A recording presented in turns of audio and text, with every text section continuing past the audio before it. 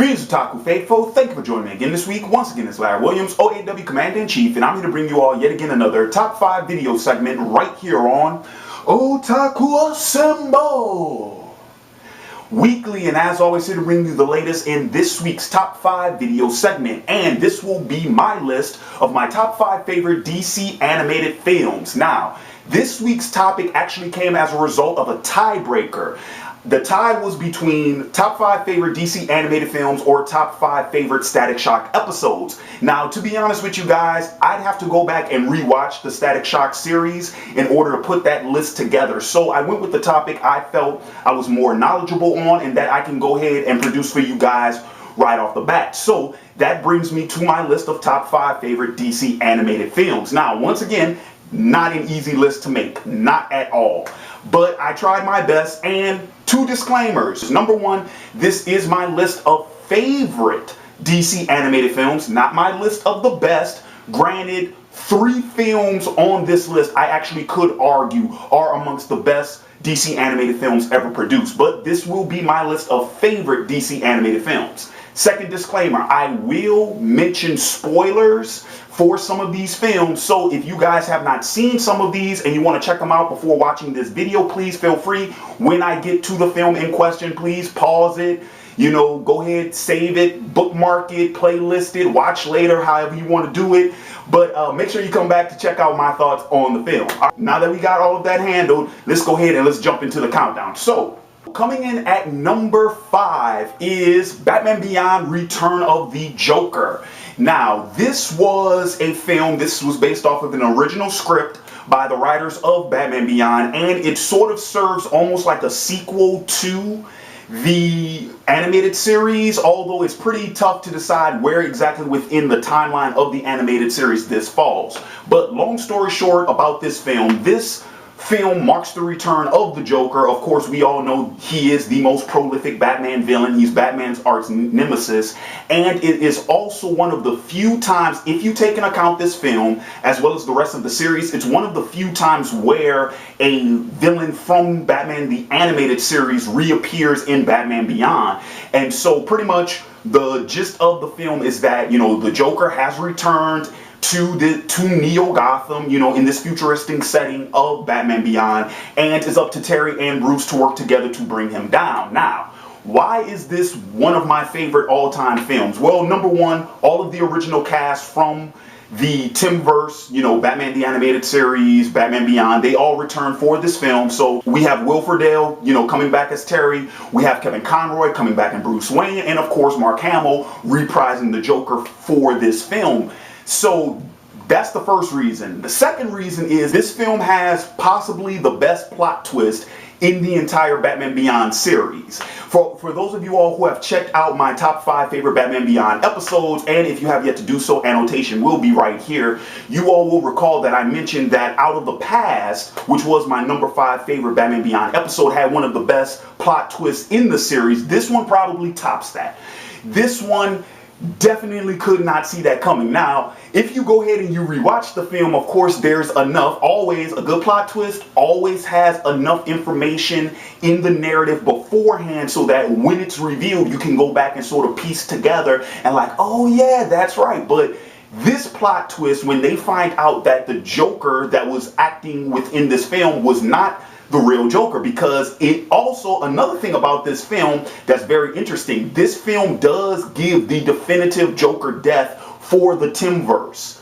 And that's something that even in the comics, so many writers and creators, they go back and forth. Some of them don't even want to touch it because they feel like the Joker is a character who should never have a definitive death. Well, for the Timverse, for the animated series, Batman the Animated Series, Superman, Batman Beyond, Justice League, so on and so forth, they do give the Joker a definitive death. So this film, having the Joker sort of come back to life, this phantom from the past, if you will, and then find out that it was actually Tim Drake, the adult Tim Drake, who part of his DNA was rewritten by the Joker so that he could come back and sort of take this form. Like, that is such a sick and twisted plot twist. I think it tops the one from Out of the Past, where we find out that Raish was actually the one in control of Talia's body the whole time, once again using the same type of technology to rewrite their DNA so that that person can play host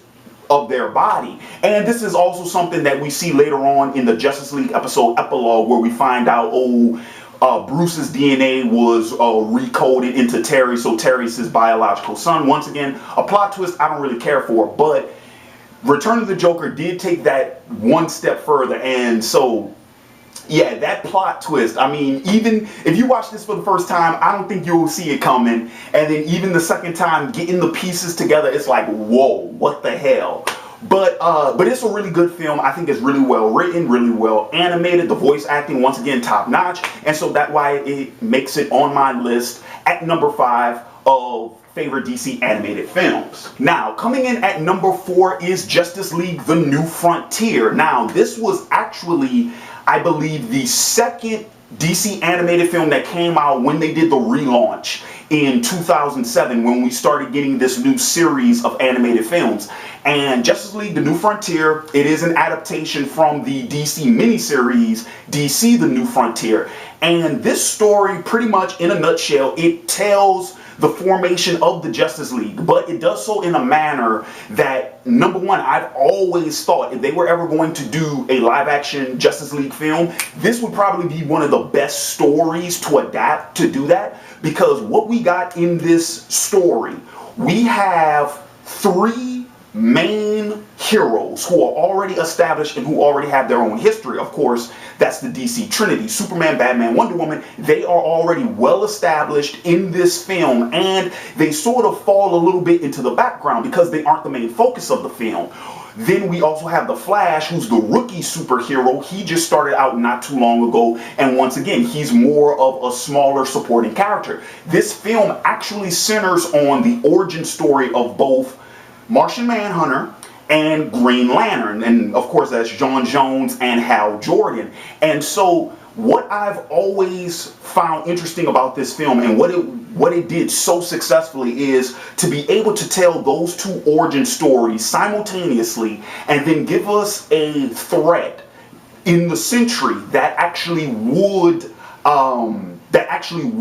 merit the formation of all of these superheroes, and then even how the Sentry, how his storyline sort of parallels that of Jean. All of that I thought was done so well in this film. The themes of this film, just the overall narrative, the dialogue, the interactions between the characters, and how you start to see, sort of the character growth. I mean, in this film, you got a conversation where there's an ideological battle between Superman and Wonder Woman. We see Batman, how he sort of investigates this whole thing, his relationship with Jean. I mean, there's so many things about this film that works so well on so many levels. And that's why this is one of the films I actually would argue is one of the best, if not the best, DC animated films. So why is it one of my favorites? Well, like I said, this is a quintessential Justice League story.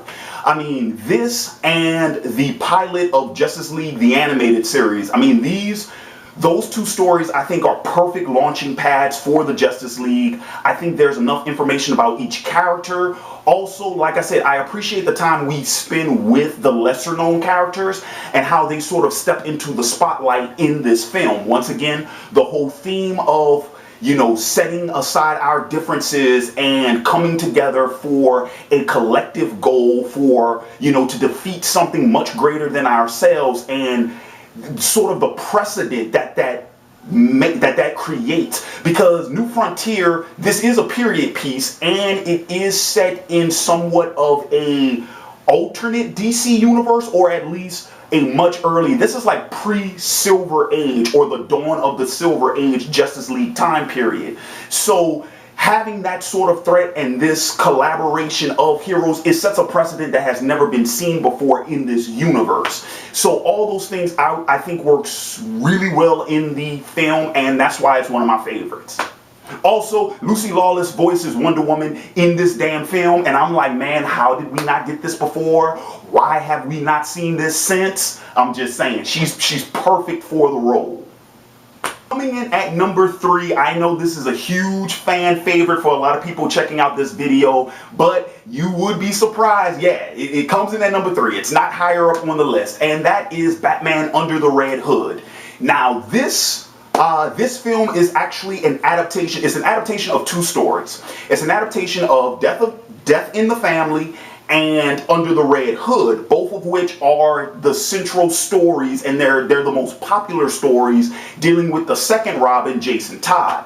So this film actually collaborates both source material, both separate stories, and it gives us this cohesive story where, long story short, a new villain has shown up in Gotham. He goes by the Red Hood. Now, of course, this is the second incarnation of the Red Hood, because the Red Hood originally was an alias used by the Joker before his inevitable accident that turned him into the Joker. So we get a new player in Gotham called the Red Hood, and he's not your typical everyday villain, and he's not the same type of villain that Batman has had to run up against in the past, because he is actually controlling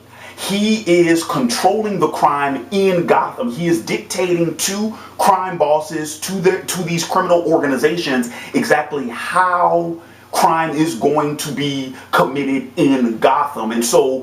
And then, of course, this is an adversary that, as they find out about halfway through the film, this guy is trained. Okay, this isn't just, a slugger or someone who has, superpowers, another metahuman or an android or anything like that. No, this is a regular guy, but he's a hell of a marksman. He's a hell of a combatant.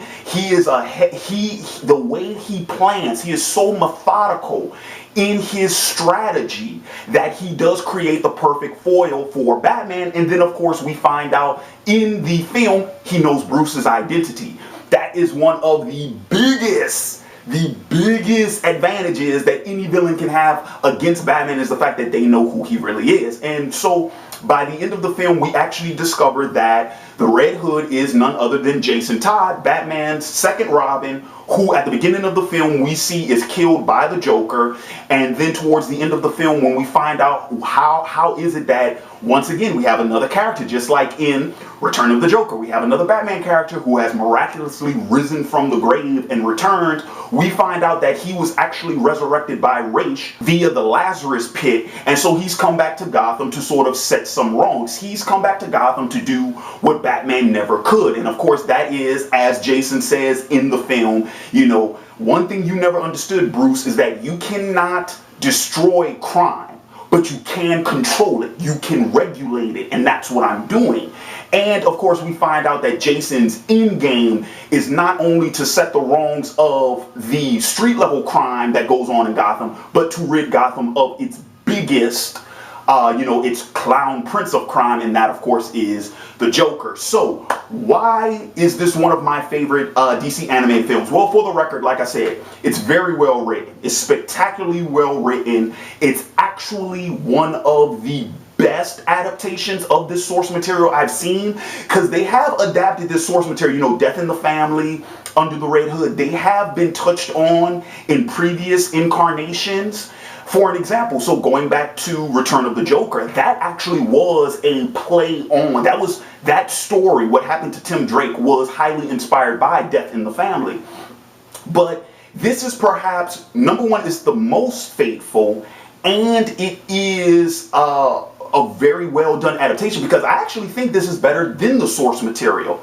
I think this as a whole story collectively is even better than the original comics. And I know that seems like heresy when you're talking about comic book adaptations, but this is one of the exceptions to the rule. Also, the voice acting in this film. Jensen Ackles' performance as Jason Todd is one of the best I've seen in a DC animated property. I mean, what he does with that character, especially since for the majority of the film, Jason has that motorcycle helmet on. We don't get to see any facial expressions from him other than the few that we can get through the eyepieces of the mask. So the fact that Ackles, that he's able to do that performance solely with his voice, it's fantastic. Bruce Greenwood voices Batman. I think this was actually the first time Greenwood does the role, and it was the first it was the first multiple performance for Batman that we got other than Kevin Conroy. I think Greenwood does a great job. We got Jason Isaacs in this film, you know, doing Raish. But yeah, all of the voice acting, I mean, Raish, Black Mask is hilarious. This is one of the major animated appearances of Black Mask. Other than this, I think the only other time he's appeared in an animated series was The Batman. So this is one of the major appearances of Black Mask. He is hilarious in this film. He is a perfect, you wouldn't think that this film would have levity. Man, even when things are so tense, Black Mask is just hilarious in this film. The Joker's performance, fantastic. There are so many things about this film, and I can keep going on about this film. But for those of you all who want my full-blown thoughts about the movie, please check out my Comic Book Hollywood review of Batman Under the Red Hood. Annotation will be right here. Coming in at number 2 is Superman Batman Apocalypse. Now, this film, and funny enough, because I've already done a full-blown movie review for this in Comic Book Hollywood, Superman Batman Apocalypse. Once again, if you want to check that out, annotation to that review, to that video, will be right here. Now, here's the thing. The funny thing about this movie is, this is such a good film, and it was not received that way. Number one, it's horribly mistitled. It has such a misleading title, it does not do the film justice. And then number 2, the way in which it was marketed. I mean, you really do get the wrong impression from a title like Superman Batman Apocalypse to really figure out what this story is. Okay, so here's the skinny on it. This film is an adaptation of a DC limited comic series, one of the Superman Batman stories in the comics called The Supergirl from Krypton. And this film is an origin story for Supergirl. You would not get that from the title. You would not get that from the way it's marketed. Hell, you can barely recognize that she's on the cover because of the outfit she has. So, yes, so this film is an origin story about Supergirl. Kara crash lands in Gotham. Batman's the first to encounter her. He tries to figure out where does she come from, this, that, and the other. And of course, Superman, he finds out that, hey, this is my cousin. And so throughout the course of the film, we have the DC Trinity, because Wonder Woman is in this film as well, and they each sort of have a different take on how Kara should be handled. Of course, Clark, he's the nourishing one, but it does come off as more of the overbearing father figure with Supergirl. Bruce, he's the cynical one. He doesn't trust her. Oh, she's an alien threat, this, that, and the other. And then Wonder Woman, she's more on Bruce's side, but her whole thing is, it's like, no, Kara can be trusted, but she needs to be trained. Her power is not in check, and she needs to come with me, and she needs to properly be trained in order to handle herself on this planet. And while the Trinity are fighting amongst themselves, trying to figure out what's going on with Kara, Darkseid has been planning to use Kara to be the leader of the Furies and pretty much use her for intergalactic conquest. So towards the end, you know, by the time we get to the climax of the film, that leads to this big battle in Apocalypse where the Trinity teams up with Barda, who was Darkseid's former leader of the Furies. And by the end, they manage to rescue Kara, and by the end of the film, she takes on the persona of Supergirl. Alright, so why is this one of my favorite films? Well, number one, most of the original voice actors, I believe, I'm not too sure about Superman's voice, but Kevin Conroy returns for this film. Susan Eisenberg returns for this film. So much of the voice actors who have previously done these characters is back. Now, granted, we do have a new voice for Darkseid, but I mean, I think he does a pretty adequate job doing the character. Also, the animation, I love the animation in the film. I love the action in the film. And this film has one of the best surprise endings I've seen in a DC animated film. When Darkseid shows up on the Kent farm, I did not see that shit coming. And the fight that ensues afterwards, I love every bit of it. And yes, Okay, this is not a perfect film by any stretch of the imagination. I've already talked about how it's horribly mistitled and horribly mismarketed. And yes, there are several issues with the story, with the plot, with some of the characterization in the characters, but overall, I think it's still an enjoyable film. And I did, for the longest time, consider this to be my favorite DC animated film. It's definitely my favorite of the new animated films since 2007. And then I remembered this old jewel from my childhood that could not be ignored. Finally, coming in at number 1, my all-time favorite DC animated film is Batman Mask of the Phantasm. Now, I know some of you all watching this video, y'all might actually be too young to remember this film. This film, if memory serves, was released Christmas of 1994, and a lot of people don't remember this actually had a theatrical release. Now, I can't remember if I saw this in theaters, but I do remember that because HBO actually had an HBO First Look, which is their making of series. They actually had an episode dedicated to this film. So, and I do remember getting this film when it came out on VHS, and I watched the hell out of this movie when I was coming up. And even now, as an adult, I did a couple of years ago, I found the double feature for this and Sub-Zero on DVD. Of course, I had to snatch that up. And yeah, you know, when you're talking about DC animated films, if you're talking about each and every one that was ever made, this one I think is the cream of the crop. So what is this film about? Okay, this is another original film from the creators of Batman the Animated Series. And the long story short of it, this film deals with a new villain, the Phantasm, who has been knocking off mob bosses in Gotham. And if you can tell, granted you can only see the mask in the thumbnail, but the Phantasm's costume is very similar to that of Batman. And in many instances, when Batman comes across this character, they vanish in a cloud of smoke, and Batman's left to take the rep. So what ends up happening is that they believe Batman is actually knocking off mob bosses in this film. Well, that leads the mobsters of Gotham. Have y'all heard of this before? Oh no, Batman's giving the mob trouble. They go to the one person they know could take care of Batman. They go to the Joker. So, but what's interesting about this is all of the mob bosses that have been targeted, the Joker actually has personal affiliation with. Why? Because he was one of former said mobsters. And so throughout the course of the film, Batman's trying to uncover this mystery of the Phantasm. One of his former love interests come back in town when she believes her father is next on that hit list of mob bosses being knocked off. And then once the Joker gets involved, this whole thing just sort of spirals into hell for Batman. Alright, and I mean, guys, I'm gonna be honest. I want to leave the synopsis there because if you haven't seen this film, I don't want to spoil anything else about this movie for you guys, because I highly recommend, if you haven't seen it, you gotta check it out. But why is this my number 1 all-time favorite film? Okay, so I've already told you guys how personally affiliated with this movie I am, alright? Because this was one of my favorite films when I was a kid. But also, even beyond that, looking at it objectively as an adult, this film probably has, in my personal opinion, the best performances from Conroy and Hamill. This has my favorite performance of Mark Hamill's Joker. This has my favorite Joker scene in his entire career as the Joker. Now, yes, yeah, you can go ahead and throw in Arkham City because their performances in that game were very, very well done. I mean, Oscar worthy.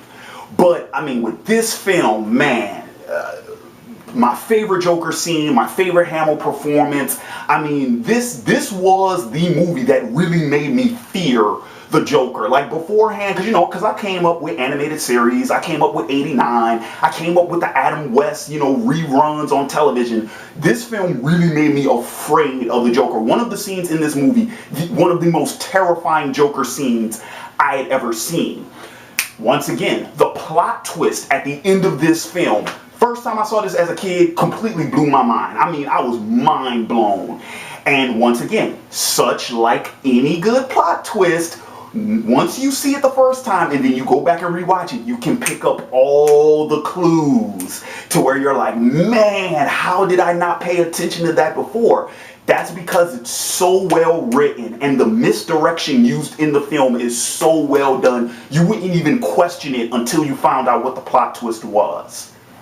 The score of the film, oh my God. This film has an original score, which is actually a revision of the animated series score, which of course is a revision of Danny Elfman's '89 score. But I mean, guys, I can't talk anymore about this film without spoiling it, and at this point, I think I got to do a full-blown review sometime later on in the future. So, if you guys have not seen this film yet, I highly recommend it. It's a fantastic film. It's my all-time favorite Batman film, period. All-time favorite, live-action, animated, I don't care. This is the cream of the crop here, ladies and gentlemen. If you haven't checked this out, do yourself a favor, you gotta see this movie. So that concludes my top 5 favorite DC animated films. I want to thank you all for joining me again this week. In the comments below, leave your thoughts on any of the films I talked about. Leave your top 5 favorite picks and leave suggestions for next week's top 5 and thumb up the one you want to see me discuss in next week's video. If you like this video, please thumb it up, share it with other people, and if you have yet to do so, subscribe to the OAW YouTube channel. Annotation is above head. And with that being said, this has been Larry Williams, OAW Commander-in-Chief, signing off, and until next time, peace.